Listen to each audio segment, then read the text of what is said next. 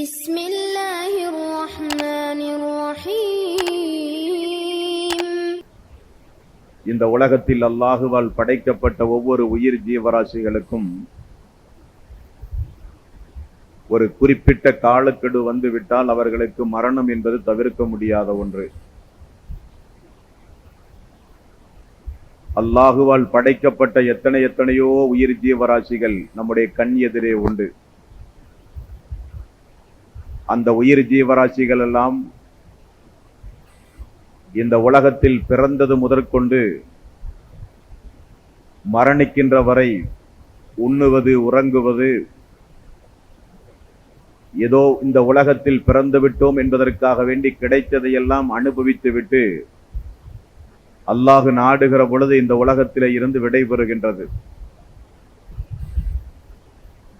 இந்த உலகத்தின் இன்னபிற உயிர் ஜீவராசிகள் வாழ்ந்து மரணிப்பதைப் போல நாமும் மரணித்தால் நம்முடைய வாழ்க்கையில் அது ஒரு அர்த்தம் அல்ல. இந்த உலகத்தில் நாம் சாவது முக்கியமல்ல, எதையாவது சாதித்து விட்டுத்தான் மரணிக்க வேண்டும் என்கிற ஒரு உறுதியை நீங்களும் நானும் எடுக்க வேண்டும். இந்த உலகத்தில் பிறந்திருக்கின்ற நாம் நம்முடைய லட்சியம் என்ன என்று நம்மில் பலரிடத்திலே கேட்டால் சொல்லுவார்கள், பணம் சம்பாதிப்பது, குடும்பத்தார்களை கவனிப்பது, சம்பாதித்த பணங்களை எல்லாம் சந்தோஷமாக செலவழிப்பது, நோய் நொடி இல்லாமல் ஆரோக்கியமாக வாழ முயற்சி செய்வது, பட்டங்கள் பல படித்து கை நிறைய சம்பளம் வாங்குகிற வேலைகளுக்கு முயற்சி செய்வது என்று ஒவ்வொரு நபர்களும் இந்த உலகத்தினுடைய லட்சியத்தை சொல்லுவார்கள். 1400 ஆண்டுகளுக்கு முன்னால் இந்த உலகத்தில் வாழ்ந்து மரணித்த சஹாபாக்களுக்கும் நிறைய லட்சியங்கள் இந்த உலகத்திலே இருந்தது. அது நம்மை போலுள்ள லட்சியம் அல்ல. இந்த உலகத்திலிருந்து விடைபெறும் பொழுது இந்த மார்க்கத்திற்கு எதையாவது ஒன்றை செய்துவிட்டு தான் மரணிக்க வேண்டும் என்கிற லட்சியம். இந்த உலகத்தில் எத்துணை பேர்களுக்கு, இந்த உலகத்தில் பல மனிதர்களுக்கு பல்வேறு வகையான மரணங்கள் வருகின்றது. எந்த ஒரு அமலையும் செய்யாமல் மார்க்கத்திற்கு புறம்பாக நடக்கக்கூடிய மக்களுக்கும் மரணம் வருகின்றது. கடன் சுமை தாங்காமல் தற்கொலை செய்து கொண்டு இந்த உலகத்தில் மரணிக்கக்கூடிய மனிதர்களும் உண்டு. இஸ்லாத்தை விட்டு வெளியேறிய நிலையில் வாழ்ந்து கொண்டிருக்கும் பொழுது திடீரென மரணம் அவர்களுக்கு சம்பவிக்கின்றது.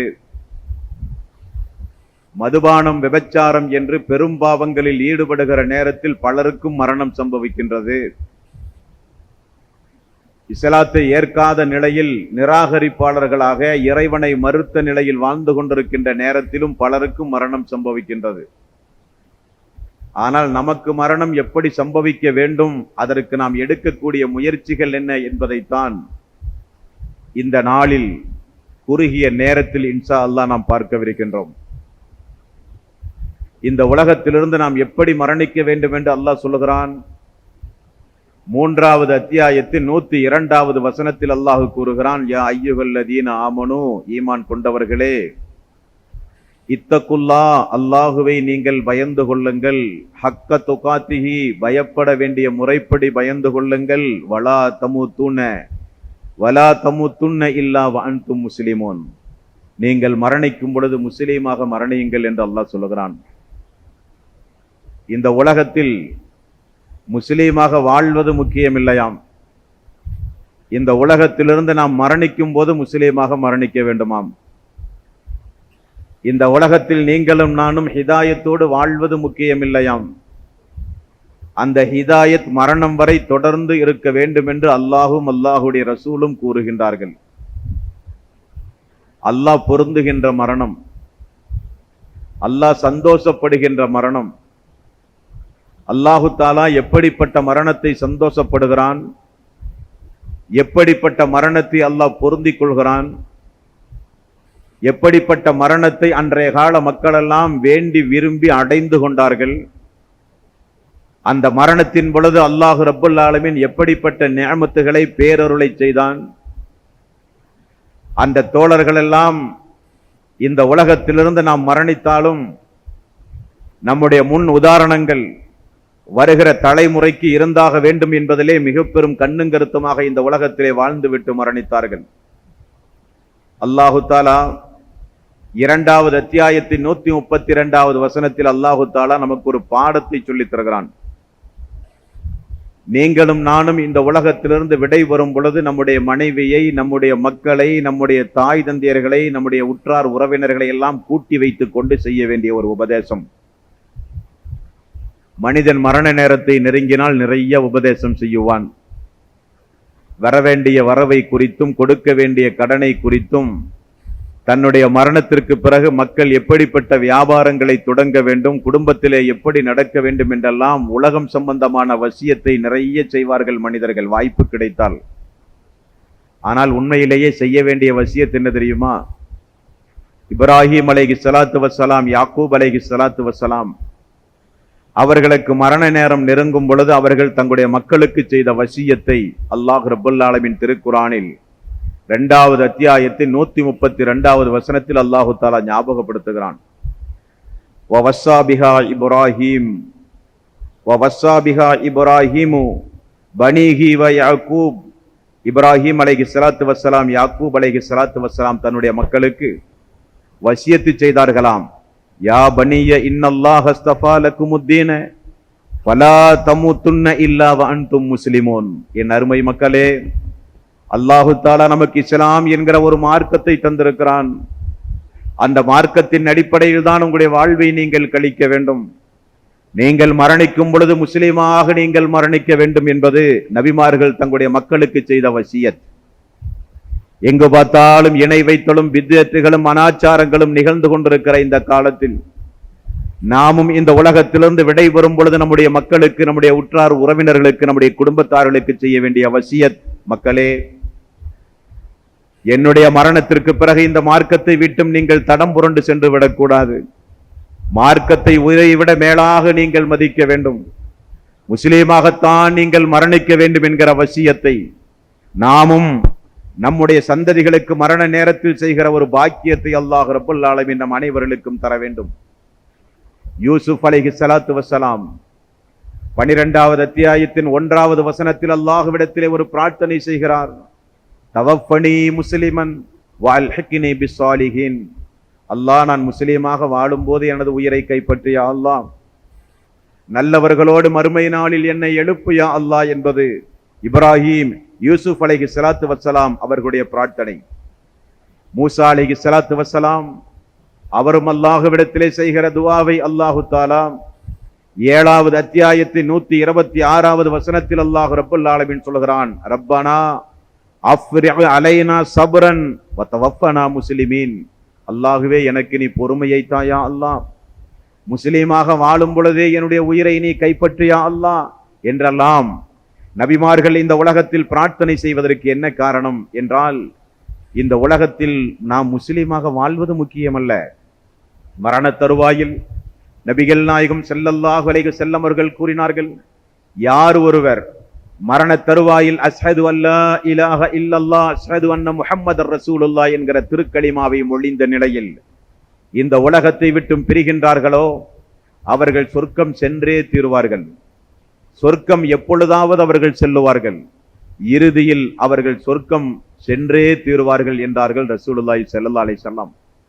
அப்படிப்பட்ட ஒரு மரணத்திற்குத்தான் இந்த உலகத்தில் நாம் எல்லாம் வாழ வேண்டும் என்பதை உங்களுடைய சிந்தனையில் நான் ஆழமாக பதிவு செய்து கொள்ள கடமைப்பட்டிருக்கிறேன். சஹாபாக்கள், அல்லாஹ்வுடைய ரசூலால் வார்த்தெடுக்கப்பட்ட சஹாபாக்கள், அல்லாஹ் திருக்குர்ஆனிலே பாராட்டி சீராட்டி சொல்லுகிற அந்த உத்தம சீலர்கள், இந்த உலகத்திலே இருந்து விடை பெற்ற ஒரு சில நபித்தோழருடைய சம்பவத்தை உங்களுடைய சிந்தனையில் நான் பதிவு செய்து கொள்ள கடமைப்படுகிறேன். அதே போன்று நாம் மரணிக்காவிட்டாலும் குறைந்தபட்சம் அல்லாஹுவே, முஸ்லீமாக எங்களை நீ மரணிக்க செய்யா அல்லாஹ், உன்னால் பொருந்தி கொண்ட மரணத்தை எனக்கு தாயா அல்லாஹ் என்று அழுது தொழுது பிரார்த்தனை செய்து அதன் அடிப்படையில் அந்த மரணம் நமக்கு சம்பவிக்க நீங்களும் நானும் முயற்சி செய்ய வேண்டும். அதற்கு ஒரு சில நபித்தோழருடைய வாழ்க்கை வரலாற்றை உங்களுடைய சிந்தனையிலே நான் பதிவு செய்து கொள்கிறேன். நபிகள் நாயகம் ஸல்லல்லாஹு அலைஹி வஸல்லம் அந்த நாயக தோழர்களுக்கு நிறையவே பிரார்த்தனை செய்தார்கள். புகாரி என்கிற நபிமொழி தொகுப்பில் 3795வது நபிமொழியாக நீங்கள் பார்க்கலாம். கால ரசூலுல்லாஹி ஸல்லல்லாஹு அலைஹி வஸல்லம், லா ஐஸ இல்லா ஐஸுல் ஆகிர். மறுமை வாழ்க்கையை தவிர, நித்தியமான ஒரு வாழ்வென்பதே இல்லை, மறுமை வாழ்வுதான் நிரந்தரமானது. ஃபாசிலிஹில் அன்சார் அவல் முஹாஜிர், அன்சாரிகளையும் முஹாஜிர்களையும் அந்த மறுமை வாழ்வுக்கு அல்லாஹுவே நீ செம்மைப்படுத்துவாயாக, நெறிப்படுத்துவாயாக. ரசூலுல்லாஹி ஸல்லல்லாஹு அலைஹி வஸல்லம் அந்த நாயக தோழர்களுக்காக வேண்டி செய்த துவா. 9வது அத்தியாயம் 20வது வசனம், அல்லதீன ஆமனு வஹாஜரு வஜாஹது ஃபீ சபீலில்லாஹி பிஅம்வாலிஹிம் வ அன்ஃபுஸிஹிம், நம்பிக்கை கொண்டு ஹிஜ்ரத் செய்து தம்முடைய செல்வங்களாலும் உயிர்களாலும் அல்லாஹ்வினுடைய பாதையில் போரிடுவோர் அலமு தரஜத்தன் இன்தல்லாஹ், அல்லாஹ்விடம் மகத்தான பதவிக்குரியவர்கள் என்று அல்லாஹ் அந்த நாயக தோழர்களை பாராட்டி சீராட்டி சொல்கிறான். அவர்களெல்லாம் யார்? ஹிஜ்ரத் செய்த மக்கள், தன்னுடைய தீனை பாதுகாக்க செல்வங்களையும் உடல்களையும் அல்லாஹ்வினுடைய பாதையில் அல்லாஹ் கேட்கிற பொழுதெல்லாம் தாராளமாக கொடுத்த மக்கள் அந்த மக்கள். ஆகவே அலமு தரஜத்தன் இன்தல்லாஹ், அல்லாஹ்விடத்தில் மகத்தான பதவிக்குரிய மக்கள் அந்த மக்கள். வ உலாயிக ஹுமுல் ஃபாயிசூன், அவர்களே வெற்றியாளர்கள் என்றும் அல்லாஹ் திருக்குர்ஆனிலே சொல்கிறான். 9வது அத்தியாயம் 21வது வசனம், யுபஸ்ஸிருஹும் ரப்புஹும் பிர்ரஹ்மத்தின் மின்ஹு வ ரில்வானின் வ ஜன்னாத், அவர்களின் இறைவன் தனது அருளையும் திருப்தியையும் சொர்க்கச் சோலையையும் அவர்களுக்கு வழங்கிவிட்டான். எதையெல்லாம் அல்லாஹ் கொடுத்திருக்கிறான் பாருங்கள். என்னுடைய அருளுக்குரிய மக்கள் அவர்கள், நான் திருப்திப்படுகிற வகையில் இந்த உலகத்தில் வாழ்க்கையை அமைத்துக் கொண்ட மக்கள் அவர்கள். ஆகவே அவர்களுக்கு என்னுடைய அருளும் உண்டு, திருப்தியும் உண்டு, சொர்க்கமும் உண்டு. லஹும் ஃபீஹா நஈமுன் முகீம், அந்த சொர்க்கத்தில் அவர்கள் நிலையான இன்பம் அவர்களுக்கு உண்டு.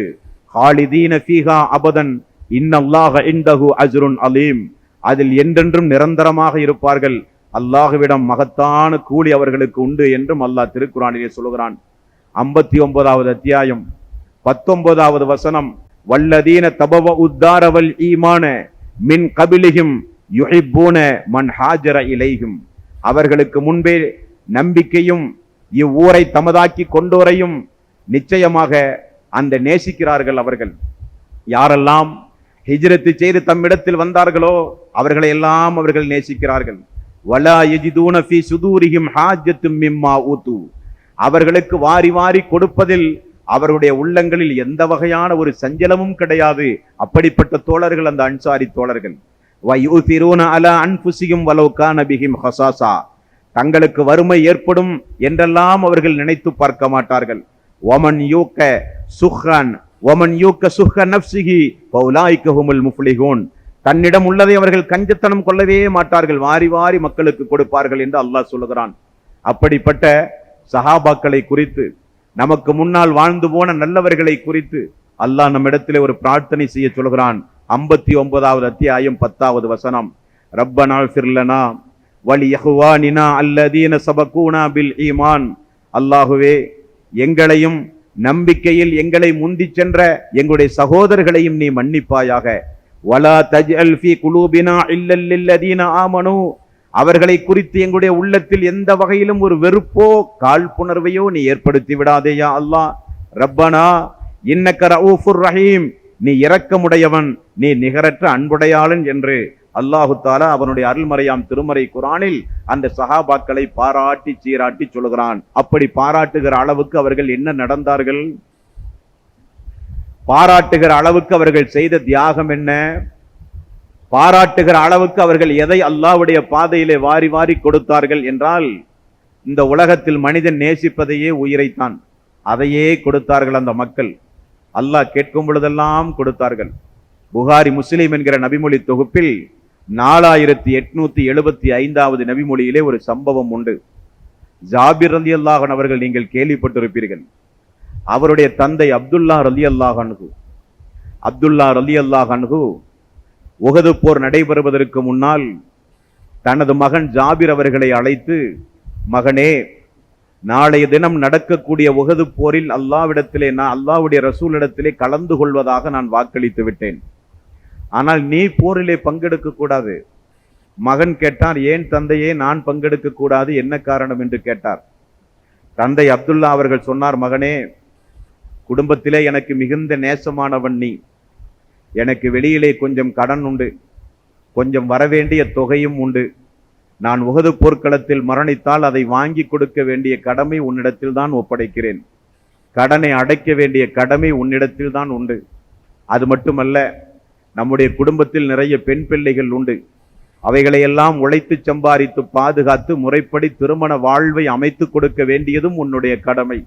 ஆகவே நீ போரிலே பங்கெடுக்காதே மகனே, நான் சென்று விட்டு வருகிறேன் என்று சொல்லி ஒரு தந்தை மகனிடத்திலே வசியத்து செய்து மறாவதனால் ஒரு போர்க்களத்திற்கு புறப்படுகிறார். போர் என்று சொன்னால் நீங்களும் நானும் நினைக்கிற போர் அல்ல. எந்த நேரம் என்ன நடக்கும் என்று சொல்ல முடியாது.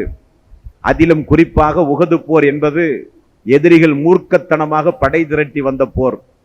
பத்ரு போரில் யாரையெல்லாம் இழந்தார்களோ அவர்களெல்லாம் குடும்பத்திற்கு ஒருவர் வீதம் காசு கொடுத்து அனுப்பி கொடூர எண்ணத்தோடு கொலைவெறி தாக்குதல் நடத்த வந்த போர் அந்த போர். அப்படிப்பட்ட உஹது போரிலே கலந்து கொள்ள தந்தை சொல்லுகிறார், மகனே நீ வராதே, நான் செல்லுகிறேன். பார்த்தீர்களா? எதற்கு செல்லுகிறார்? அவர் செல்லுவது ஒரு மாநாட்டுக்கல்ல, அவர் செல்லுவது ஒரு இஜ்திமா நிகழ்ச்சிக்கல்ல, அவர் செல்லுவது அல்லாஹ்வுடைய பாதையில் தன்னை அர்ப்பணிக்க. மகனிடத்திலே வசியத்து செய்து போரிலே பங்கெடுத்து போர் முடிந்து ரசூல் ஸல்லல்லாஹு அலைஹி வஸல்லம் அவர்கள் எல்லோரையும் பார்வையிடும் பொழுது இந்த அப்துல்லாவும் ஷஹீதாகி கிடக்கிறார் பூமியில். ஆனால் கொடூரமாக தாக்கப்பட்டு கண்களும் காதுகளும் உறுப்புகளும் சேதப்படுத்தப்பட்டு பார்த்தாலே பதபதைக்கின்ற அளவில் கோரமான அடிப்படையில் உடம்புகள் எல்லாம் சிதைக்கப்பட்டு ஷஹீதாகி கிடக்கிறார் அப்துல்லா அவர்கள். செய்தியை அறிந்து ஜாபிர் ரலியல்லாஹு அன்ஹு அவர்களும் அவருடைய குடும்பத்தார்களும் உஹது போர்க்களத்திற்கு வந்து விட்டார்கள். போர்க்களத்திற்கு வந்தால் தந்தை இறந்த செய்தியை கேட்டு எல்லோரும் அழுக ஆரம்பித்தார்கள். அழுகுரல் சப்தத்தை கேட்டு ரசூல் ஸல்லல்லாஹு அலைஹி வஸல்லம் மன் ஹாதிஹி, யார் அவர்கள், அழுகிறவர்கள் யார் என்று கேட்டார்கள். ஃபகாலு பின்த் அம்ரி அவ் உஹ்து அம்ரி, அல்லாஹ்வுடைய ரசூலே, அப்துல்லாவினுடைய சகோதரிகள் அல்லது அப்துல்லாவுடைய மக்கள் இங்கே வந்து அழுது கொண்டிருக்கிறார்கள் என்று சொன்னார்கள். நபிகள் நாயகம் ஸல்லல்லாஹு அலைஹி வஸல்லம் ஃபகால வலிமன் தப்கி, ஏன் நீங்கள் அழுகிறீர்கள்? அழுகையை கொஞ்சம் நிப்பாட்டுங்கள். வார்த்தையை பாருங்கள், சுப்ஹானல்லாஹ். ஏன் நீங்கள் அழுகிறீர்கள்? அழுகையை கொஞ்சம் நிப்பாட்டுங்கள். ஃபமா ஜாலத்தில் மலாயிகத்து துலில்லுஹு பி அஜ்னிஹத்திஹா ஹத்தா ருஃபிய, அவர் அடக்கம் செய்யப்படுகிற வரை மலக்குமார்கள் தங்களுடைய ரெக்கைகளின் மூலம் அவருக்கு நிழல் கொடுத்து கொண்டிருக்கும் போது நீங்கள் ஏன் அழுகிறீர்கள்? வார்த்தையை பார்த்தீர்களா? அப்துல்லா அடக்கம் செய்யப்படுகிற வரை மலக்குமார்கள் தங்களுடைய ரெக்கைகளை விரித்து வெயில் அவருடைய மேனியில் பட்டுவிடாத வண்ணம் அவருக்கு நிழல் கொடுத்து கொண்டிருந்தார்கள் என்கிற நற்செய்தி உங்களுக்கு தெரியுமா? ஏன் அழுகிறீர்கள் என்று கேட்டார்கள் நபிகள் நாயகம் ஸல்லல்லாஹு அலைஹி வஸல்லம். இறந்த உடம்பை அடக்கம் செய்கிற போது மலக்குமார்கள் பங்கெடுத்திருக்கிறார்கள். அப்படியானால் மலக்குமார்கள் ரெக்கைகளால் படைக்கப்பட்டவர்கள். ரெக்கைகளை விரித்து அப்துல்லா அவர்களுக்கு நிழல் கொடுத்தார்களாம். சுப்ஹானல்லாஹ்.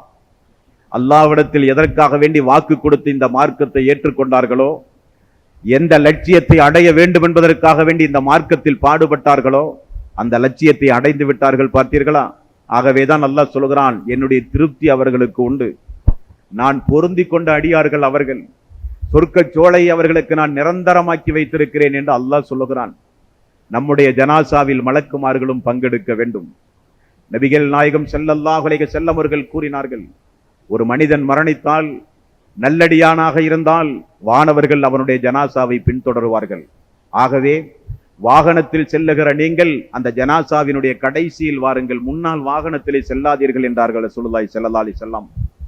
மலக்குமார்களுடைய சலாமும் சலவாத்தையும் கூறி நம்முடைய உடம்பிலே இருந்து உயிர் கைப்பற்றப்படும் பொழுது சந்திர முகத்தோடு வானவர் வந்து, அல்லாஹ்வுடைய சாந்தியும் சமாதானமும் உன் மீது உண்டாகட்டும், உன் மீதுள்ள உன்னுடைய உடம்பிலே இருக்கிற உயிரின் மீதும் உண்டாகட்டும், அல்லாஹ் பொருந்தி கொண்ட வகையில் இந்த உலகத்திலே நீ வாழ்ந்து மரணித்த நல்லடியான் நீ என்று சொல்லி மலக்குமார்கள் சொல்லுகிற சலாம் இந்த உலகத்தை விட்டு பிரியும் போது நம்முடைய காதுகளிலே விழ வேண்டும். சகோதரர்களே, தாய்மார்களே, பெரியோர்களே, அல்லாஹ்வுடைய சாபம் உன் மீது உண்டாகட்டும், உன் மீதும் உன்னுடைய உடம்பிலே இருக்கிற உயிரின் மீதும் உண்டாகட்டும் என்று சொல்லி கெட்டவருடைய உயிர் பறிக்கப்படும்.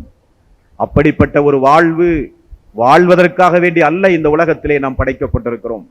மலக்குமார்களுடைய சலாம், மலக்குமார்களுடைய பிரார்த்தனை, மலக்குமார்கள் தங்களுடைய ரெக்கைகளின் மூலம் நிழல் கொடுத்திருக்கிறார்கள் இந்த தோழருக்கு என்று சொன்னால் எவ்வளவு பெரிய ஒரு பாக்கியம். ஒரு தோழரை பாருங்கள், ஹல்லலா என்கிற ஒரு தோழர் வரலாற்று ஆசிரியர்கள் அவருக்கு வைத்திருக்கிற சிறப்பு பெயர் என்ன தெரியுமா? மலக்குமார்களால் குளிப்பாட்டப்பட்டவர் என்று அவருக்கு பெயர். ஹல்லலா ரலியல்லாஹு அன்ஹு அவர்களை பொறுத்தவரையிலே 2 ஹல்லலா உண்டு. ஒன்று அல்லாஹ்வுடைய ரசூலுடைய சபையில் வஹி எழுதுகிற தோழர் ஒருவர் உண்டு, அவரல்ல இவர். பொதுவாகவே போர் என்று சொன்னால் பெண்களுக்கு போரில் பங்கெடுக்க அனுமதி கிடையாது, குழந்தைகளுக்கு அனுமதி கிடையாது. அந்த வரிசையில் புதிய மணமகனுக்கும் அனுமதி கிடையாது. அந்த வரிசையில் ஹல்லலா அவர்கள் உஹது போர் நடக்கும் போது புதிய மணமகன், ரசூல் ஸல்லல்லாஹு அலைஹி வஸல்லம் போருக்கு வரக்கூடாது என்று சொல்லிவிட்டார்.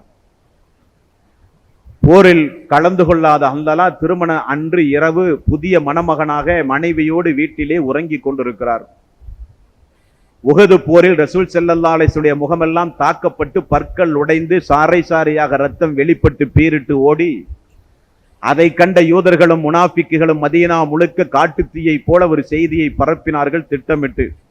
முஹம்மது உஹது போரில் கொலை செய்யப்பட்டு விட்டார், முஹம்மது இறந்து விட்டார் என்கிற ஒரு செய்தியை திட்டமிட்டு பரப்பினார்கள் பாவிகள். அந்த செய்தி மதீனா முழுக்க பரவ ஆரம்பித்தது. போரிலே பங்கெடுக்காத நிறைய தோழர்கள் இருந்தார்கள், கண் ஊனமானவர்கள், வயோதிகர்கள், பெண்கள், இது போன்ற புதிய மணமக்கள். ஹல்லலாவினுடைய வீட்டுக்கு அந்த செய்தி வந்தது. உடனே மனைவியை விட்டும் பிரிந்து மனைவியிடத்திலே சொல்லுகிறார் ஹல்லலா, மனைவியே, யாரின் மூலம் அல்லாஹ் நமக்கு நேர்வழி தந்தானோ அந்த அல்லாஹ்வுடைய ரசூல் உஹது போர்க்களத்திலே இறந்து விட்டதாக நமக்கு செய்தி கிடைக்கின்றது. நான் இப்பொழுதே இந்த உஹது போர்க்களத்திற்கு செல்லுவேன், அல்லாஹ்வுடைய ரசூல் இருக்கிறாரா இல்லையா என்று பார்த்து வருவேன், இல்லாவிட்டால் ஷஹீதாவேன் என்று சொல்லி இரவோடு இரவாக எழுந்து உஹது போர்க்களத்திற்கு செல்லுகிறார். போர்க்களத்தில் எதிரிகளை தாக்கி இவரும் தாக்கப்பட்டு இவரும் ஷஹீதாகி விடுகிறார். நபிகள் நாயகம் ஸல்லல்லாஹு அலைஹி வஸல்லம் எல்லோரையும் பார்த்து வரும் பொழுது ஹல்லலாவை சுற்றி மட்டும் கொஞ்சம் அந்த பாலைவனத்து பெருவீதியில் யாரோ திட்டமிட்டு தண்ணீர் துளித்ததை போல கொஞ்சம் ஈரம் இருந்தது. நபிகள் நாயகம் ஸல்லல்லாஹு அலைஹி வஸல்லம், எனது தோழர் ஹல்லலாவுடைய விஷயம் என்ன, கேட்டு வாருங்கள் என்று சொல்லி வீட்டுக்கு ஆள் அனுப்பினார்கள். விசாரித்து வந்த தோழர்கள் சொன்னார்கள், யா ரசூலல்லாஹ், ஹல்லலா புதிய மணமகன் இல்லற வாழ்க்கையில் ஈடுபட்டு குளிப்பு கடமையான நிலையில் நீங்கள் இறந்த செய்தியை கேட்டு அவசர அவசரமாக போர்க்களத்திற்கு வந்த தோழர் என்று சொன்னவுடன் நபிகள் நாயகம் ஸல்லல்லாஹு அலைஹி வஸல்லம் அவர்கள் சொன்னார்கள், என்னுடைய தோழர் ஹல்லலாவை மலக்குமார்கள் குளிப்பாட்டி இருக்கிறார்கள் என்றார்கள். என்னுடைய தோழர் ஹல்லலாவை மலக்குமார்கள் குளிப்பாட்டி இருக்கிறார்கள் என்றார்கள் ரசூலுல்லாஹி ஸல்லல்லாஹு அலைஹி வஸல்லம். ஏன் இது போன்ற மரண சம்பவத்தை உங்களுக்கு நான் சொல்லுகிறேன் என்றால், இந்த உலகத்தில் எந்த லட்சியம் இல்லாமல் வாழ்ந்தால் அந்த வாழ்க்கைக்கு அர்த்தமே கிடையாது. ஏதாவது ஒரு லட்சியத்தோடு வாழ வேண்டும். இந்த உலகத்தில் 650 கோடி மக்கள் இருந்தும் நம்மை அல்லாஹு தஆலா இந்த மார்க்கத்திற்குரியவர்களாக தேர்வு செய்திருக்கிறான். அவன் நாடாவிட்டால் நமக்கெல்லாம் இந்த மார்க்கம் கிடைத்திருக்காது. இந்த மார்க்கம் நமக்கு கிடைத்திருக்காவிட்டால் இந்த உலகத்தில் எப்பொழுதோ சீரழிந்தே நாமெல்லாம் இறந்து போயிருப்போம். ஆனால் நம்மை எல்லாம் அதிலிருந்து அல்லாஹ் காப்பாற்றி நமக்கு ஒரு மார்க்கத்தை தந்தானே, அந்த மார்க்கத்தை நம்மளவில் வைத்துக் கொண்டு வணக்க வழிபாடுகளை செய்து கொண்டிருக்கின்றோமே. இந்த உலகத்திலே இருந்து கண்ணை அடைத்து நாம் விடைபெறும் பொழுது இந்த மார்க்கத்திற்கு நான் செய்த நன்றி கடன் என்ன என்கிற ஒரு கேள்விக்குறி என்னுடைய உள்ளத்திலே இடம் பெற்றிருக்க கூடாது. காரணம், என்னால் இயன்றவரை இந்த மார்க்கத்தை, அல்லாஹு தந்த இந்த அமானிதத்தை என்னால் இயன்றவரை இந்த மனித சமுதாயத்திற்கு எடுத்துச் சொல்லித்தான் மரணித்தேன் என்கின்ற ஒரு நிலைப்பாட்டோடு இந்த உலகத்திலே இருந்து நாம் பிரிய வேண்டும். எப்பொழுதும் எந்த சந்தர்ப்பத்திலும் நமக்கு மரணம் வரலாம். விபத்துக்கள் உள்ளாகி பேர் விபத்துகள் ஏற்பட்டு திடீரென உடல் நோய் குறைவினால் எப்படியெல்லாமோ இந்த உலகத்திலே மரணம் வருகின்றது.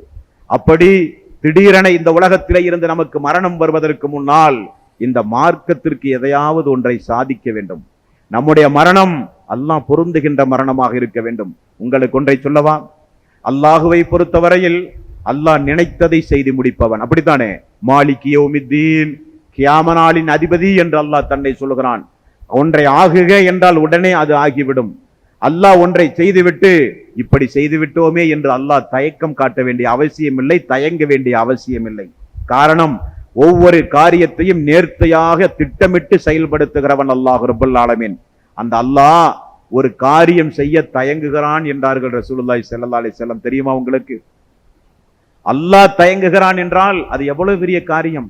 இதை போய் செய்கிறோமே என்று அல்லாஹ் தயங்குகிறான். யாரிடத்தில், யாருக்காக?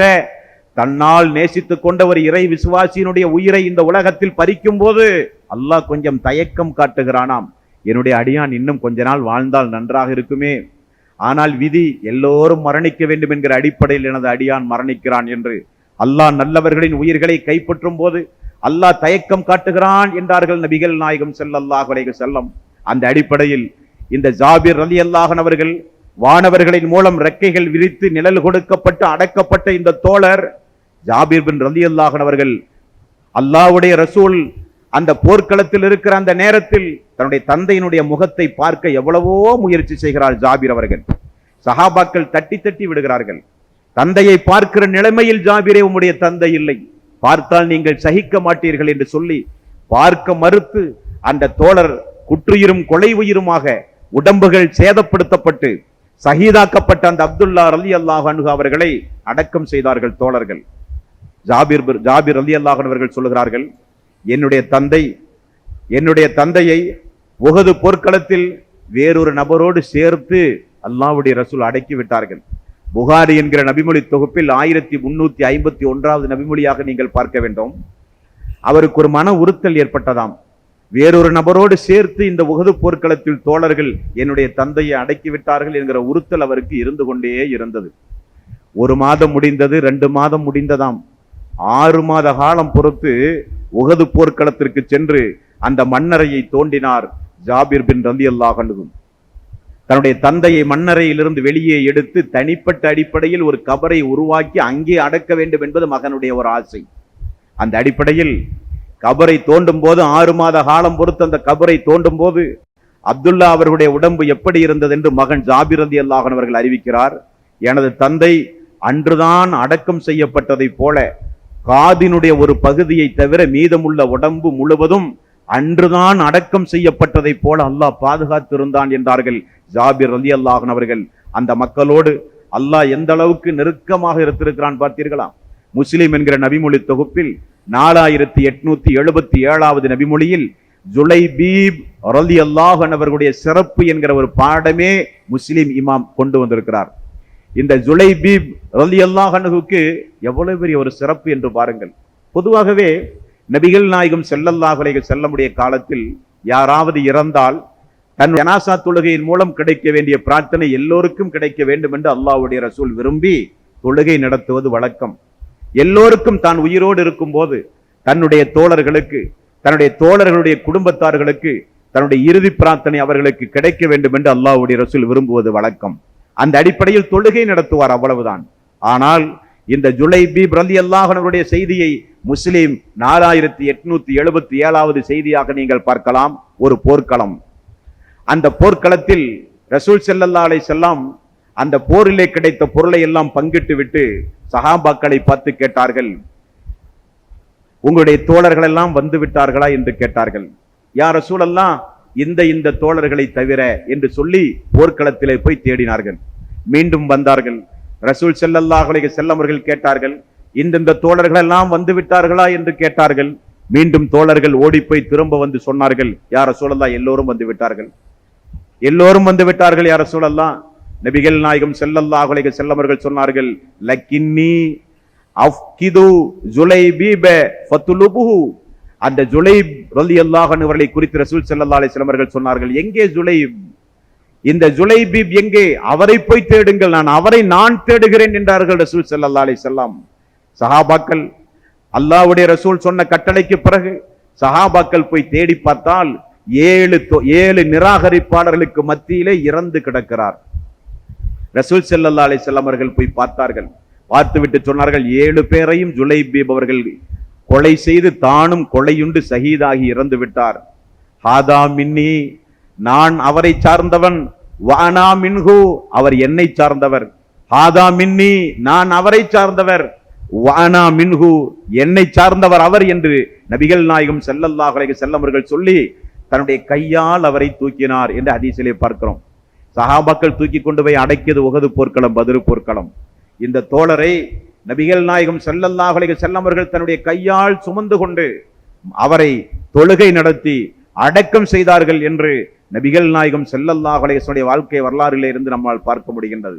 புகாரி என்கிற நபிமொழி தொகுப்பில் ரசூலுல்லாஹி ஸல்லல்லாஹு அலைஹி வஸல்லம் அவர்கள் உஹது போர்க்களத்திலே இருக்கும் போது நடந்த ஒரு சம்பவத்தை புகாரி இமாம் தங்களுடைய கிதாபிலே பதிவு செய்து நமக்கு ஒரு செய்தியை சொல்லுகிறார். பாருங்கள், எவ்வளவு அற்புதமான ஒரு செய்தி பாருங்கள். புகாரியில் 4046வது நபிமொழி.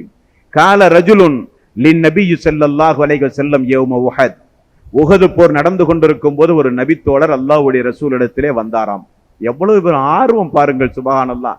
அட, போர் என்று வந்தால் எது வேண்டுமானாலும் நடக்கும் என்று தெள்ள தெளிவாக தெரிந்தும் போர்க்களத்திலே கேட்கிற கேள்வியை பாருங்கள். அதுதான்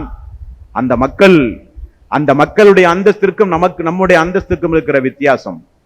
அந்த மக்களுக்கும் நமக்கும் இருக்கிற வித்தியாசம் அதுதான். போர்க்களம் நடந்து கொண்டிருக்கின்றது. அரைத்த இன் குத்திலத்து ஃபைன ஐனா யா ரசூலல்லாஹ், அரைத்த இன் குத்தில்து ஃபைன அனா யா ரசூலல்லாஹ். இந்த போரில் நான் பங்கெடுத்து நான் இறந்தால் எனக்கு என்ன கிடைக்கும் யா ரசூலல்லாஹ் என்று சொல்லி ஒரு தோழர் கேட்கிறார். ரசூலுல்லாஹி ஸல்லல்லாஹு அலைஹி வஸல்லம் அவர்கள் சொன்னார்கள், கால ஃபில் ஜன்னா, உமக்கு சொர்க்கம் கிடைக்கும் என்றார்கள். ஃபஅல்க தமராத்தின் ஃபீ யதிஹி தும்ம காத்தல ஹத்தா குத்தில. கையில் இருந்த பேரித்தம் கனியை தூக்கி வீசிக்கொண்டு போர்க்களத்திலே நுழைந்தார். அவர் கொல்லப்படுகிற வரை அவர் போரிட்டார் என்று நபிகள் நாயகம் ஸல்லல்லாஹு அலைஹி வஸல்லம் வாழ்க்கையில் இருக்கிற செய்தியை அல்லாஹ்வுடைய ரசூல் சொன்னார்கள். புகாரி முஸ்லிம் என்கிற நபிமொழி தொகுப்பில் 3558வது நபிமொழியில் உமைர் என்கிற ஒரு நபித்தோழரை பாருங்கள். சுபஹானல்லாஹ். இது பத்ர் போரிலே நடந்த சம்பவம். ஃபதனல் முஸ்ரிகூன ஃபகால ரசூலுல்லாஹி ஸல்லல்லாஹு அலைஹி வஸல்லம் கூமு இலா ஜன்னத்தின் அர்லுஹ ஸமாவாத்து வல் அர்த். முஸ்ரிக்குகள் எதிரி படையினர்களை பார்த்த உடனே ரசூல் ஸல்லல்லாஹு அலைஹி வஸல்லம் அவர்கள் மக்களுக்கு ஆணையிட்டார்கள், கூமு இலா ஜன்னத்தின் அர்லுஹ ஸமாவாத்து வல் அர்த். வானம் பூமி அளவுக்கு விசாலமான சொர்க்கத்தை நோக்கி விரைந்து செல்லுங்கள் என்று தன்னுடைய படைக்கு ரசூல் ஸல்லல்லாஹு அலைஹி வஸல்லம் அவர்கள் கட்டளையிடுகிறார்கள். கால யகூலு உமைர் உமைர் ரலியல்லாஹு அன்ஹு அல்லாஹ்வுடைய ரசூலை பார்த்து கேட்டார்கள், யா ரசூலல்லாஹ், ஜன்னத்துன் அர்லுஹ ஸமாவாத்து வல் அர்த், வானம் பூமி அளவுக்கு விசாலமானதா சொர்க்கம்?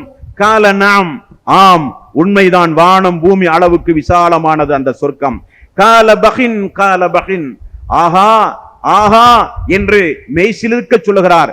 ஃபகால ரசூலுல்லாஹி ஸல்லல்லாஹு அலைஹி வஸல்லம், மா யஹ்முலுக அலா கௌலிக பகி, எதை நினைத்து நீ ஆஹா ஆஹா என்று சந்தோஷ மிகுதியால் எதை நினைத்து நீ சொன்னாய் என்று கேட்டவுடன், காலலா வல்லாஹி யா ரசூலல்லாஹ் இல்லா ரஜாஅத அன் அகூன மினல் அஹ்லிஹா. அல்லாஹ்வுடைய ரசூலே, எனக்கு சொர்க்கம் கிடைக்க வேண்டும் என்கிற ஆசையில் தான் நான் அப்படி சொன்னேன் என்று சொன்னவுடன், கால ஃபஇன்னக மின் அஹ்லிஹா, அந்த சொர்க்கத்திற்கு நீயும் ஒருவர் என்றார்கள் ரசூலுல்லாஹி ஸல்லல்லாஹு அலைஹி வஸல்லம். அந்த மக்களுடைய எண்ணத்தை பார்த்தீர்களா? அந்த மக்களுடைய எப்படிப்பட்ட மரணம் தமக்கு கிடைக்க வேண்டும் என்கிற ஆர்வம், ஆசை அந்த மக்களுக்கு இருந்ததாக இந்த செய்திகள் நமக்கு படம் பிடித்து காட்டுகின்றது. ஏன் நான் மீண்டும் உங்களுக்கு இப்படிப்பட்ட செய்திகளை ஞாபகப்படுத்துகிறேன் என்று சொன்னால், அல்லாஹ் சொன்னானா இல்லையா? யா அய்யுஹல்லதீன ஆமனு தக்குல்லாஹ ஹக்க துகாத்திஹி வலா தமுத்துன்ன இல்லா வ அன்தும் முஸ்லிமூன். ஈமான் கொண்டவர்களே, நீங்கள் முஸ்லீமாக மரணியுங்கள் என்று அல்லாஹ் ரப்பல் ஆலமீன் சொன்னானே, அந்த மரணம் நமக்கு சம்பவிக்க வேண்டும் என்பதற்காக வேண்டி இந்த செய்தியை சொல்கிறேன். முஸ்லிம் என்கிற நபிமொழி தொகுப்பில் 3860வது நபிமொழி.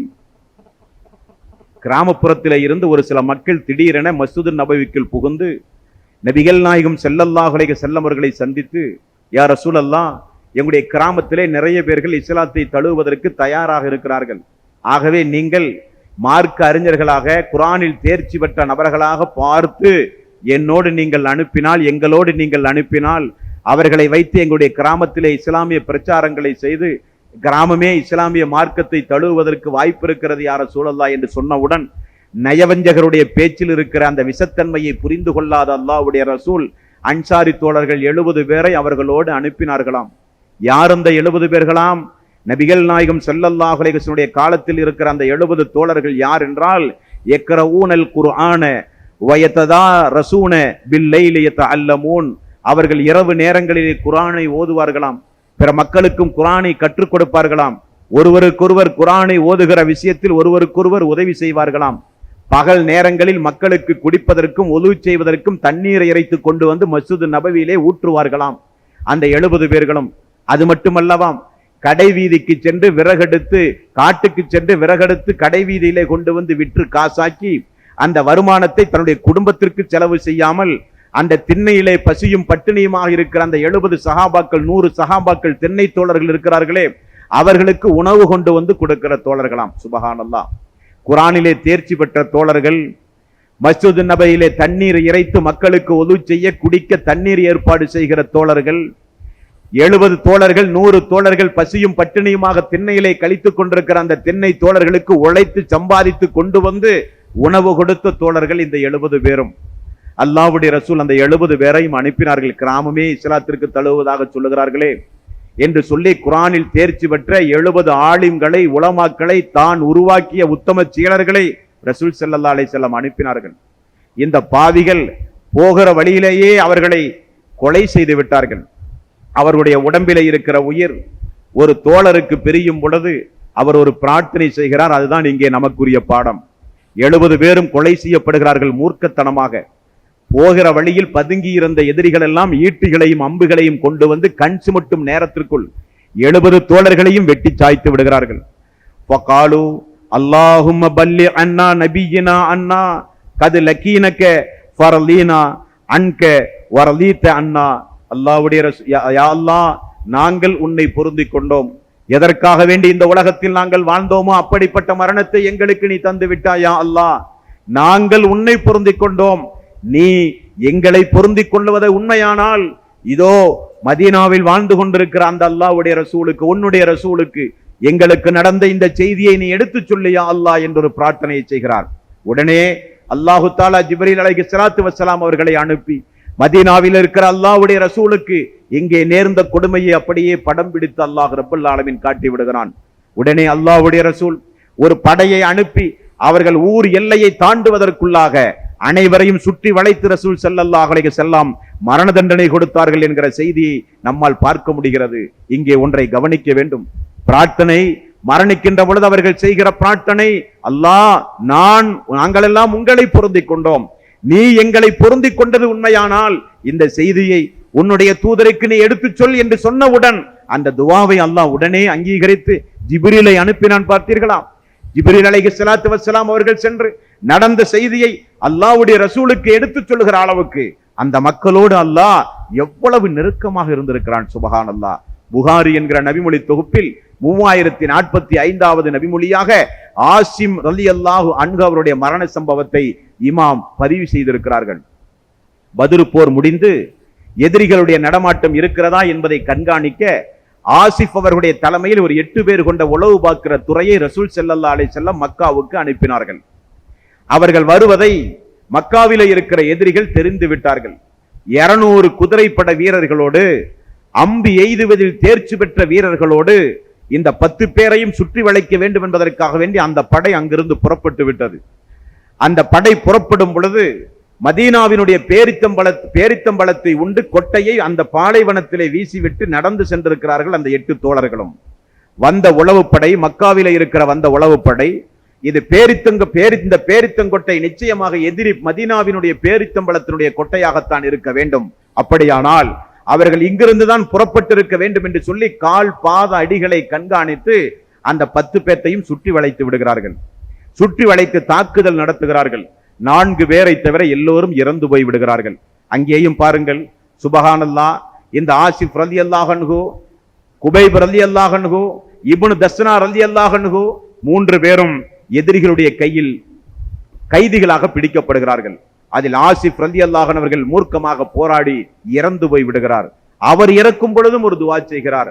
அல்லாஹும்ம அஹ்பிர் அன்னா நபியக்க, அல்லாஹுவே அல்லாஹும்ம அஹ்பிர் அன்னா நபியக்க, அல்லாஹுவே இந்த செய்தியை உன்னுடைய தூதருக்கு நீ எத்தி வைப்பாயாக என்று சொன்னவுடன் அங்கேயும் ஜிப்ரீல் அலைஹிஸ்ஸலாத்து வஸ்ஸலாம் அவர்கள் சென்று அல்லாஹ்வுடைய ரசூலுக்கு அந்த மரண செய்தியை சொன்னார்கள் என்கிற செய்தியை பார்க்கிறோம். இங்கே ஒரு வித்தியாசம் உண்டு. ஆசிப் அவர்கள் இறந்த செய்தி அந்த 200 படை வீரர்களும் மக்காவுக்கு சென்று செய்தியை சொன்னார்கள்.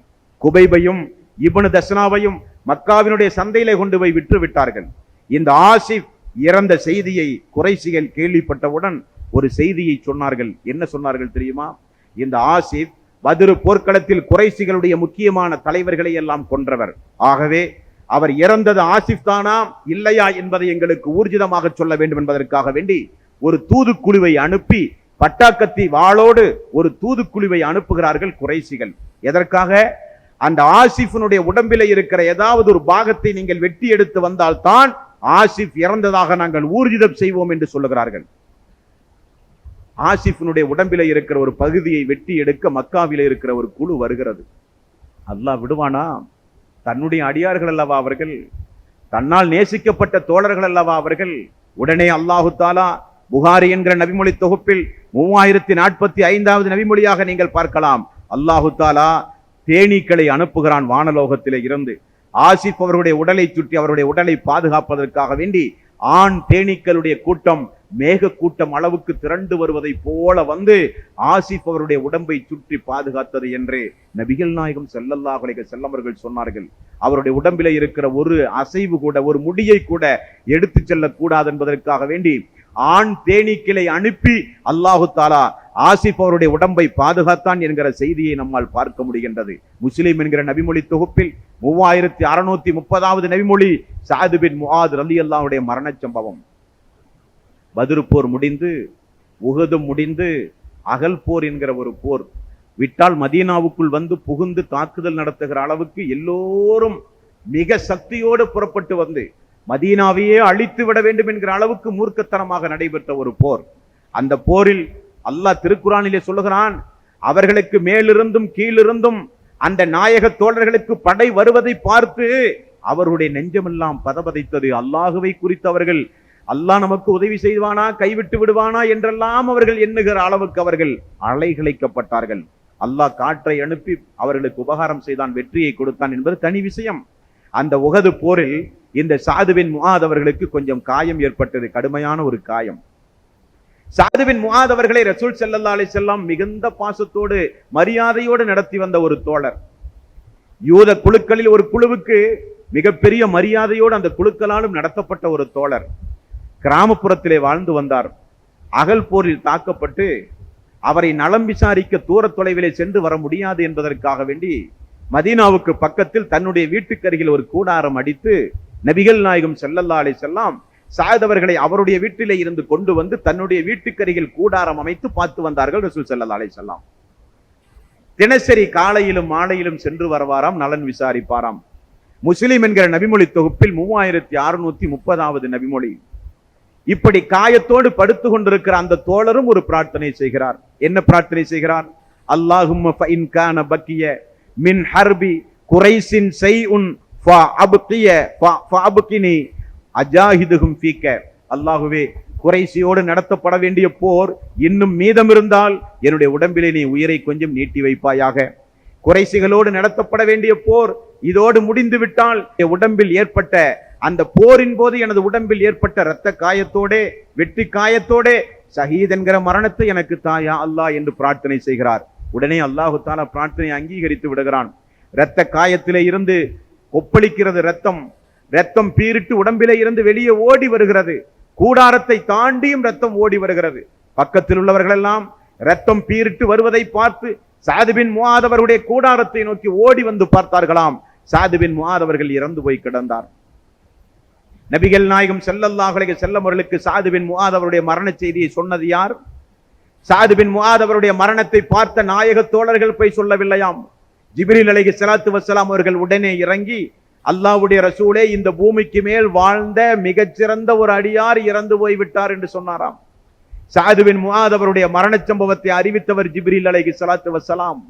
இந்த பூமிக்கு மேல் வாழ்ந்த மிகச்சிறந்த ஒரு அடியார் இறந்து போய்விட்டார் என்று ஜிப்ரீல் அலைஹிஸ்ஸலாத்து வஸ்ஸலாம் அவர்கள் சொன்னதாக அந்த செய்தியை பார்க்கிறோம். மேலும் நபிகள் நாயகம் ஸல்லல்லாஹு அலைஹி வஸல்லம் அவர்கள் சொன்ன செய்தி புகாரியில் 3803வது நபிமொழியாக பாருங்கள். யகூலு இஹ்தஸல் அர்ஸ் லிமௌத் சஅத் இப்னு முஆத். சஅத் இப்னுடைய முஆதுடைய மரணத்தை கேட்டு அல்லாஹ்வுடைய அரசே அசைந்தது என்றார்கள் ரசூல் ஸல்லல்லாஹு அலைஹி வஸல்லம். ஜனாசா அடக்கிய பிறகு மக்கள் எல்லாம் திரும்ப செல்லும் போது ரசூல் ஸல்லல்லாஹு அலைஹி வஸல்லம் அவர்கள் சொன்னார்கள், தோழர்களே, சஅத் பின் முஆதுடைய ஜனாசாவில் 70000 மலக்குமார்கள் பங்கெடுத்து விட்டு இப்பொழுதுதான் செல்லுகிறார்கள் என்றார்கள் ரசூல் ஸல்லல்லாஹு அலைஹி வஸல்லம். மலக்குமார்களோடு எந்த அளவுக்கு நெருக்கம் பார்த்தீர்களா அந்த தோழர்கள். அந்த தோழர்களுடைய மரண நேரத்தில் மலக்குமார்கள் பங்கெடுக்கிறார்கள், மலக்குமார்கள் குளிப்பாட்டுகிறார்கள், மலக்குமார்கள் செய்திகளை சொல்லுகிறார்கள். அதிலும் மலக்குமார்களுடைய தலைவர் ஜிப்ரீல் அலைஹிஸ்ஸலாத்து வஸ்ஸலாம் அவர்கள் வந்து முஆதுடைய செய்தியை, சஅத் பின் முஆத் அவருடைய மரண செய்தியை சொல்லுகிறார்கள் என்று சொன்னால் எவ்வளவு நெருக்கம் அல்லாஹ்வோடு அந்த மக்களுக்கு. அப்துர் ரஹ்மான் இப்னு அவுஃப் புகாரி என்கிற நபிமொழி தொகுப்பில் 1275வது நபிமொழியாக நீங்கள் பாருங்கள். புகாரியில் அப்துர் ரஹ்மான் இப்னு அவுஃப் நோன்பு நேரத்தில் நோன்பு திறப்பதற்காக வேண்டி ஒது செய்து வந்து அமர்ந்து கொண்டிருந்தாராம். விலை உயர்ந்த பேரித்தங்கனிகளும் சிறந்த உணவு பதார்த்தங்களும் நோன்பு திறக்க அவருக்கு முன்னிலையிலே கொண்டு வந்து வைக்கப்பட்டதாம். ஆனால் உணவு உண்ணாமல் அழுக ஆரம்பித்தார். தேம்பி தேம்பி அழுதார். அக்கம் பக்கத்தில் இருக்கிற தோழர்கள் எல்லாம் கேட்டார்கள், அழுவதற்கு என்ன காரணம் என்று. நான் உஹது போரில் மரணித்து போன முஸபையும் அதே உஹது போரில் மரணித்து போன ஹம்சா அவர்களையும் நான் நினைத்து பார்க்கிறேன். முஸப் அவர்களிடத்தில் ஒரே ஒரு துண்டு மட்டும் தான் இருந்தது. அந்த உஹது போர்க்களத்தில் அவர் இறந்து போனவுடன் அந்த துண்டை கொண்டு வந்து ரசூல் ஸல்லல்லாஹு அலைஹி வஸல்லம் கபனிடச் சொன்னார்கள். நாங்கள் கபனிட்டு பார்த்தோம், அவருடைய உடம்பை பொதிய கபனிட எங்களால் முடியவில்லை. காரணம், தலையை போர்த்தினால் கால் தெரிகிறது, காலை போர்த்தினால் தலை தெரிகிறது. அவ்வளவு சிறிய ஒரு துண்டைத்தான் முஸப் அவர்கள் கபனாக வைத்திருந்தார்கள். நபிகள் நாயகம் ஸல்லல்லாஹு அலைஹி வஸல்லம் அவருடைய தலையை போர்த்திவிட்டு இக்தர் என்று சொல்லப்படுகிற புற்புண்டுகளை கொண்டு வந்து காலை மூடுங்கள் என்று சொல்லி முஸப் உஹது போர்க்களத்தில் அடக்கம் செய்யப்பட்டதை இப்பொழுது நான் நினைத்து பார்க்கிறேன். ஹம்சாவையும் நினைத்து பார்க்கிறேன். உடல் உடுப்புகள் எல்லாம் சிதைக்கப்பட்டு இந்தா என்கிற பெண்மணி பிறகு இஸ்லாமிய மார்க்கத்தை தழுவி இருந்தாலும் அந்த பெண்மணி ஹம்சா எங்கே, ஹம்சா எங்கே என்று கேட்டு பிரத்யேகமாக ஹம்சாவினுடைய உடம்புக்கு முன்னால் வந்து கண்ணையும் காதையும் உறுப்புகளையும் சேதப்படுத்தி மக்கா வரை கொண்டு சென்றார் என்கிற ஒரு சரித்திரம் ஹதீஸ்களிலே நம்மால் பார்க்க முடிகின்றது.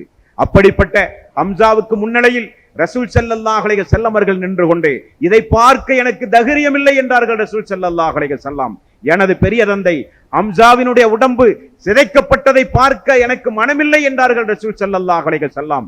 அது மட்டுமல்ல, ஹம்சாவினுடைய குடும்பத்தார்களை பார்த்து சொன்னார்கள்.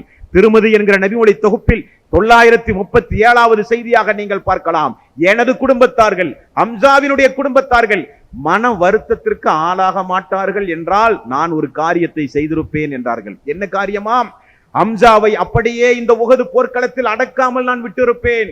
பறவைகள் எல்லாம் அவரை கொத்தி தின்ன வேண்டும். மறுமை நாளில் பறவைகளுடைய உடம்பிலே இருந்து அல்லாஹ் அவரை வெளிப்படுத்த வேண்டும் என்று நான் பிரியப்படுகிறேன். ஆனால் அடக்காமல் அல்லாஹ்வுடைய ரசூல் விட்டு விட்டாரே என்று குடும்பத்தார்கள் சங்கடப்படுவார்கள் என்பதற்காக வேண்டி நான் எனது ஹம்சாவை அடக்குகிறேன் என்றாரே அல்லாஹ்வுடைய ரசூல். அப்துர் ரஹ்மான் இப்னு அவுஃப் அழுகிறார். எதை சொல்லி அழுகிறார் தெரியுமா? ஹிஜ்ரத்திற்கு பிறகு வந்த நன்மையை, எதற்காக வேண்டி ஹிஜ்ரத் செய்து வந்தார்களோ அந்த நன்மையை 2 தோழர்களும் உஹது போர்க்களத்திலே அடைந்து விட்டார்கள். ஆனால் அல்லாஹு தஆலா எங்களுக்கு செல்வ செழிப்பை இதோ இப்பொழுது தந்து விட்டான். நாங்கள் எல்லாம் செய்த நற்கர்மங்களின் கூலியை மறுமையிலே இழந்து விடுவோமோ என்று நான் பயப்படுகிறேன் என்று சொல்லி அப்துர் ரஹ்மான் இப்னு அவுஃப் ரலியல்லாஹு அன்ஹு நோன்பு நேரத்தில் 2 தோழர்களை நினைத்து அழுதார்கள் என்று பார்க்கிறோம். அதே போலத்தான் கப்பாப் ரலியல்லாஹு அன்ஹு மரண நேரம் புகாரியில் 3897 நோய்வாய்ப்பட்டு கிடக்கும் போது தோழர்கள் எல்லாம் பார்க்க செல்கிறார்கள். எப்படி இருக்கிறீர்கள் கப்பாபே, உடம்பு எப்படி இருக்கிறது என்றெல்லாம் நலன் விசாரிக்க சென்ற போது அவரும் சொல்லுகிறார், நான் நினைத்து பார்க்கிறேன், நானும் நினைத்து பார்க்கிறேன். யாரை? அந்த முஸபை நான் நினைத்து பார்க்கிறேன்.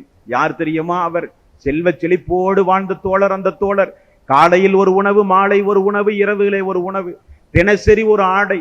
அவரை பார்ப்பதற்கே அப்படிப்பட்ட அழகான ஆடை அணிந்து வருவார். நறுமணம் அவர் வந்தால் வீதி எங்கும் வீசுமாம்.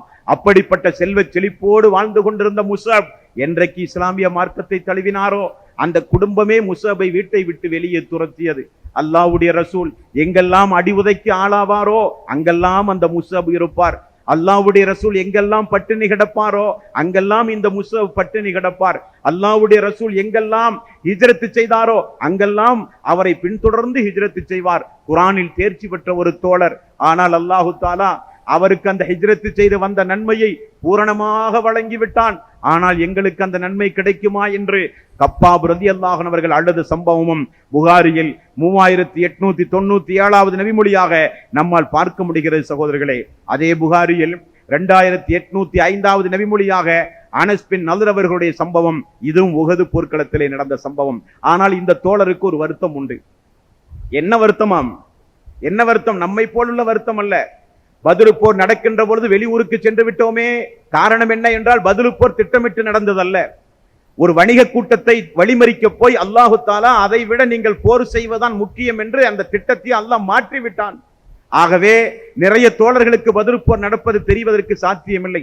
அனஸ் பின் நதர் அவர்கள் பத்ரு போர் நடக்கின்ற போது வெளியூருக்கு சென்று விட்டார். அந்த வாய்ப்பை இழந்து விட்டோமே என்று தினசரி வருத்தப்படுவாராம். பத்ரு போர் முதல் போர் பத்ரு போரிலே பங்கெடுத்த மக்களுடைய முன்பின் பாவங்கள் எல்லாம் நான் மன்னித்தேன் என்று அல்லாஹ் சொல்லுகிற ஒரு போர். அந்த போரில் பங்கெடுக்கிற வாய்ப்பு கிடைக்கவில்லையே, இனி அடுத்தது ஒரு வாய்ப்பு கிடைத்தால் அதை பத்திரமாக பயன்படுத்த வேண்டும் என்று அனஸ் பின் நதர் அவர்கள் எதிர்பார்த்து கொண்டிருக்கும் போதுதான் உஹது போர் நடைபெறப் போகிறது. அல்லாஹ்வுடைய ரசூலிடத்தில் வந்து அப்படியே சொல்லுகிறார், யா ரசூலல்லாஹ், பத்ரு போர் நடக்கிற நேரத்தில் நான் ஊரிலே இல்லை, அந்த வாய்ப்பு எனக்கு கிடைக்கவில்லை, ஆனால் இந்த போரிலே நான் பங்கெடுக்கிறேன் என்று சொல்லி போர்க்களத்திற்குள் செல்லும் போது அவருடைய வேகத்தை பார்த்து சஅத் பின் முஆத் ரலியல்லாஹு அன்ஹு அவர்கள் ஃபகலயா சஅத் பின் முஆதில் ஜன்னா, சஅத் பின் முஆத் அவர்கள் பார்த்து எங்கே செல்லுகிறீர்கள் என்று கேட்கும் போது நான் சொர்க்கத்தை அடைய செல்லுகிறேன்.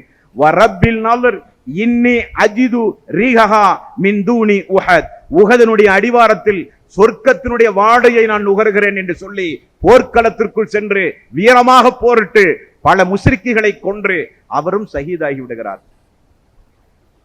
நபிகள் நாயகம் ஸல்லல்லாஹு அலைஹி வஸல்லம் அவர்கள் எல்லோரையும் பார்த்து வருவதை போல இந்த தோழரை பார்க்கும்போது இந்த தோழருடைய உடம்பில் மட்டும் 80 வெட்டுக்காயங்கள்.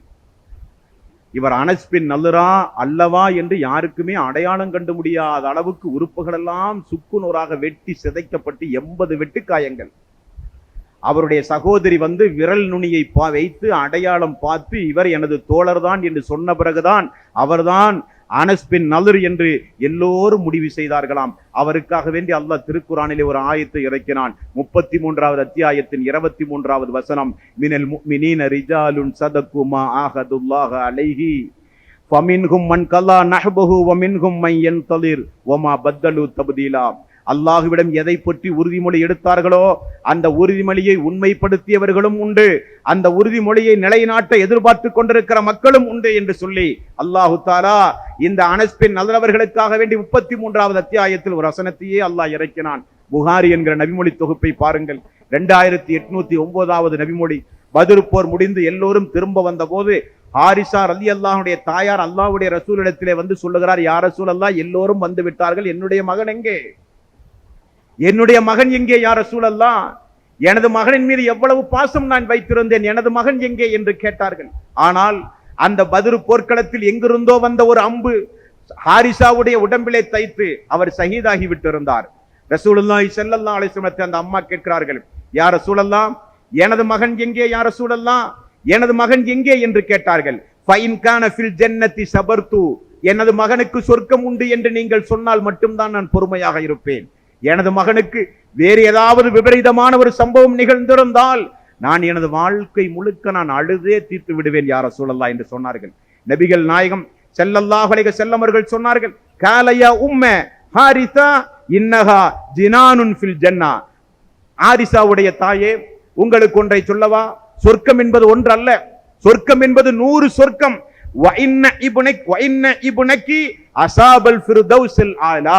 உனது மகனுக்கு சொர்க்கத்தில் ஜன்னத்துல் ஃபிர்தௌஸி அல்லாஹ் கொடுத்தான் என்றார்கள் ரசூல் ஸல்லல்லாஹு அலைஹி வஸல்லம். உனது மகனுக்கு சொர்க்கம் அல்லவாம், உனது மகனுக்கு ஜன்னத்துல் ஃபிர்தௌஸ் என்கிற அந்தஸ்தை அல்லாஹ் தஆலா கொடுத்து விட்டான் என்று நபிகள் நாயகம் ஸல்லல்லாஹு அலைஹி வஸல்லம் அவர்கள் சொன்னார்கள். இறுதியாக ஒரு செய்தியை உங்களுடைய கவனத்திலே பதிவு செய்துகிறேன். புகாரி என்கிற நபிமொழி தொகுப்பில் 3045வது நபிமொழி. அந்த ஆசிப் அவருடைய தலைமையில் உளவு பார்க்க அல்லாஹ்வுடைய ரசூல் அனுப்பிய படையில் குபைப் ரலியல்லாஹு அன்ஹு அவர்கள் இருந்தார்கள். குபைபை மட்டும் கைதியாக பிடித்துக் கொண்டு மதீனாவில் நல்ல விலைக்கு விற்று விட்டார்கள். விலை கொடுத்து வாங்குவதில் போட்டி இருந்ததாம். என்ன காரணம் என்றால், ஹாரிசாவினுடைய குடும்பத்தில் மிகப்பெரிய ஒரு குடும்ப தலைவரை பத்ரு போர்க்களத்திலே குபைபு கொன்றார். கொன்றதை குறைசிகள் பார்த்து விட்டார்கள். எப்படியாவது இந்த குபைபை பழிவாங்க வேண்டும் என்ற நிலையில் இருக்கும் பொழுதுதான் மக்காவினுடைய சந்தையில் குபை விலை பேசப்படுகிறார் என்று தெரிந்தவுடன் அதே குடும்பம் அதிக விலை கொடுத்து குபைபை விலை கொடுத்து வாங்கியது. எதற்காக? 4 பேர் மத்தியில் நிற்க வைத்து கொள்ள வேண்டும் என்பதற்காக, பழி தீர்க்க வேண்டும் என்பதற்காக கட்டி வைத்தார்கள். மெல்ல மெல்ல பேசி பேசி பார்த்தார்கள். குபைப் அசைந்ததாக இல்லை. நாளையும் தேதியையும் தீர்மானித்தார்கள். தீர்மானித்து விட்டு கொலை செய்வதற்கு முடிவு செய்தார்கள். ரசூல் ஸல்லல்லாஹு அலைஹி வஸல்லம் அந்த வாழ்க்கை வரலாற்றில், அந்த சஹாபாக்குடைய வாழ்க்கை வரலாற்றில் இந்த சம்பவத்தை பாருங்கள். மிகப்பெரிய அதிசயம் நடந்திருக்கிறது. கைகளில் விலங்கிடப்பட்டிருக்கிறார் குபைப் ரலியல்லாஹு அன்ஹு.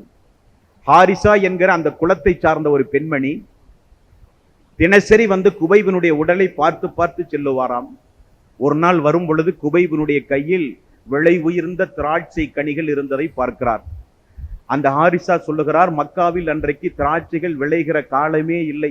ஆனால் குபைபுடைய கையில் நாங்கள் தான் கொடுக்க வேண்டும். ஆனால் குபைபுடைய கையிலே அன்றைக்கு உணவு இருந்தது.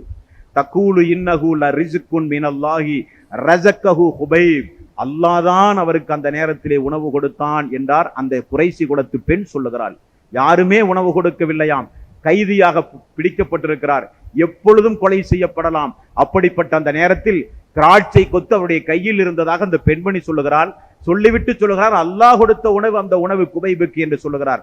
அந்த குபைப் ரலியல்லாஹு அன்ஹு மக்காவை விட்டு வெளியே அழைத்து செல்கிறார்கள், எல்லோரும் சேர்ந்து கொலை செய்வதற்காக வேண்டி. உடனே குபைப் ரலியல்லாஹு அன்ஹு அவர்கள் மரணிப்பதற்கு முன்னால் அந்த பெண்களிடத்திலும் அந்த குடும்பத்தாரிடத்திலும் கேட்டார்கள், ஒரு 2 ரக்காத் தொழுவதற்கு அனுமதி தாருங்களேன். 2 ரக்காத்து தொழுகை முடித்தார். தொழுது முடிந்து எழுந்து சொன்னார், நீண்ட நேரம் அல்லாஹ்விடத்திலே சுஜூதிலே கிடந்து பிரார்த்தனை செய்ய வேண்டும் என்று எனக்கு ஒரு ஆசை இருந்தது. ஆனால் இந்த குபைப் மரணத்தை கண்டு பயந்துதான் சுஜூதிலே நீண்ட நேரம் கிடக்கிறாரோ என்று நீங்கள் நினைத்து விடக் கூடாது என்பதற்காக வேண்டி சுருக்கமாக தொழுதேன் என்று சொன்னார்.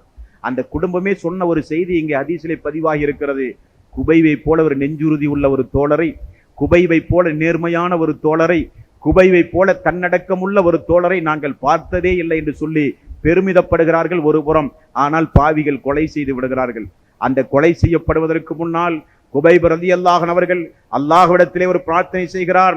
அல்லாஹும்ம அஹ்சிஹும் அததா, அல்லாஹுவே இங்கே வந்திருக்கிற எல்லோரையும் நீ கணக்கெடுத்துக் கொண்டு ஒவ்வொரு நபராக நீ பழி வாங்க வேண்டும் யா அல்லாஹ்.